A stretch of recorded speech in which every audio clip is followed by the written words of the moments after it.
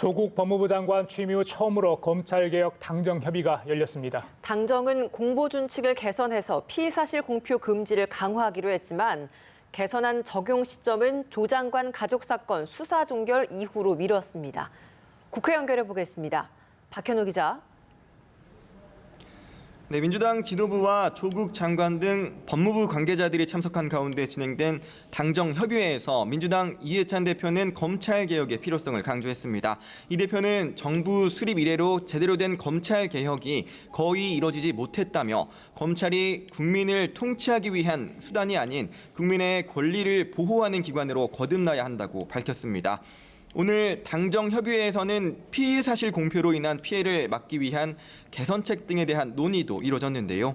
민주당 조정식 정책위 의장은 해당 논의가 이전 법무부 장관 시절부터 준비돼 왔던 것으로 조 장관 취임 이후 새롭게 제기된 사안은 아니라며 오해나 억측이 없도록 조 장관 일가에 대한 수사 종료 이후 개선안을 시행하겠다고 밝혔습니다.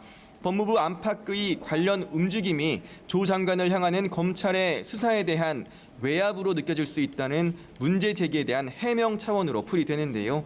이와 관련해 한국당 나경원 원내대표는 조 장관이 가족은 물론 본인에 대한 수사까지 방해하려고 셀프 공보 준칙을 만들려다 국민 저항에 부딪혀 다소 뒤로 물러난 것이라고 지적했습니다. 그러면서 이는 당 정도 조국 사태를 향한 국민적 분노를 안다는 반증이라며 아무리 덮고 숨기고 방해해도 결과는 변하지 않는다고 강조했습니다.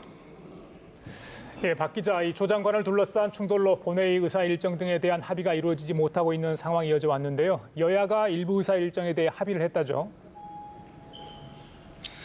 네, 여야 3당 원내대표는 정기국회 일정 중 대정부 질문에 대한 일정은 우선 확정을 했습니다. 민주당 이인영 원내대표는 오전 회의에서 오는 26일부터 다음 달 1일까지 총 나흘에 걸쳐 대정부 질문을 이어가기로 했다고 밝혔습니다. 또 이어 다음 달 2일부터 21일까지는 국정감사를 진행할 계획이라고 밝혔는데요. 다만 이 원내대표는 의사 일정은 합의했지만 한국당이 국감 증인마저 조 장관 관련 인물들로 채우겠다고 한다며 이는 대정부 질문과 국감을 제2의 인사청문회로 만들겠다는 정쟁에 대한 공언이라고 비판했습니다. 그러면서 정쟁을 멈추고 민생국회, 일하는 국회를 만들라는 게 국민의 명령인 만큼 소중한 시간을 허비해선 안 된다고 강조했습니다. 반면 한국당은 오늘도 청와대 앞에서 현장 최고위 회의를 열고 조 장관을 겨냥한 공세를 이어갔습니다. 황교안 대표는 조 장관은 당장 그 자리에서 내려와 검찰청 조사실로 가야 한다며 문재인 대통령도 국민의 목소리를 들어야 한다고 지적했습니다. 나경원 원내대표는 조 장관이 공직자윤리법을 위반한 피의자라는 건 기정사실이라며 법무장관이 검찰 소환 조사를 받는 가당치 않은 꼴을 국민에게 보여주는 것은 국민 희롱이자 대한민국에 대한 모독이라고 비판했습니다.